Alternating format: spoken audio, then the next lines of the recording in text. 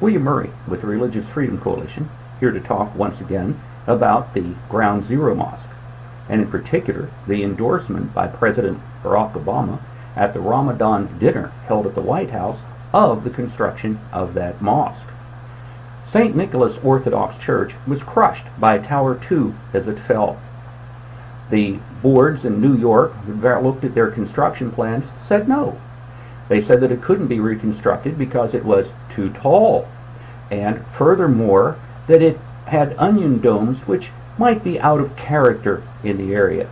However, a 15-story megamosque that will cast its shadow on Ground Zero, there appears to be no problem with that at all.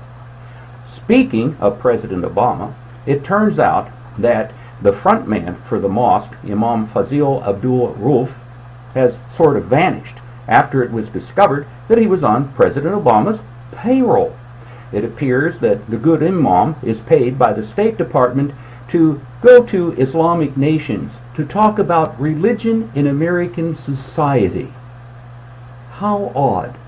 In a majority Christian nation that has many times more Jews than Muslims, an imam is chosen, one who, by the way, supports Hamas and Hezbollah, to go to the Middle East, where Hamas and Hezbollah have influence, in order to talk about religion in the United States and the role of religion in our society.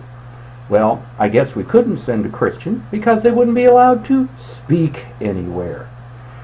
The odd thing, and what bothers me the most as the chairman of the Religious Freedom Coalition, is the number of times that I have been in the Middle East, the number of burnt-out churches that I have toured, the number of desecrated Christian cemeteries that I have seen.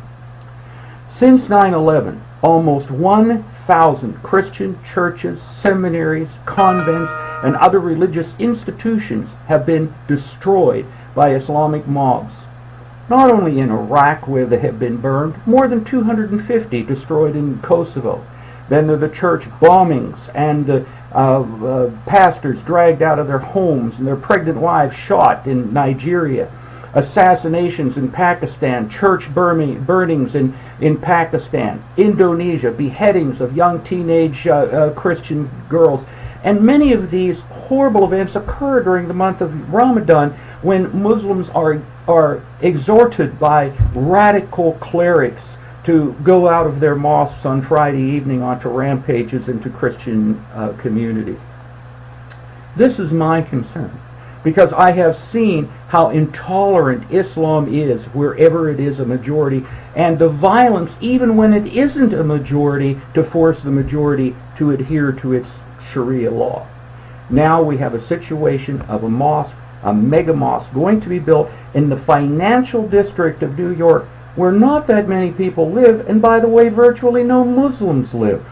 The Muslims, who for the most part live in Brooklyn, will have to go across the river and pass several other very, very large mosques in order to get to this one. Bottom line, Cordoba House, or whatever its name is at this point, should not be built. There isn't an Islamic population center in this area. There's no reason for the mosque actually to be built, considering the concentration of Muslims in Brooklyn. It needs moved further away.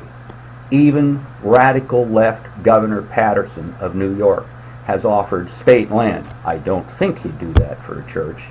Has offered state land to the mosque if it will move further away. Even he understands the consequences of this situation. This mosque should not be built where it's planned to be built, not near Ground Zero. For more information, check our website at no911mosque.org. William Murray, Religious Freedom Coalition.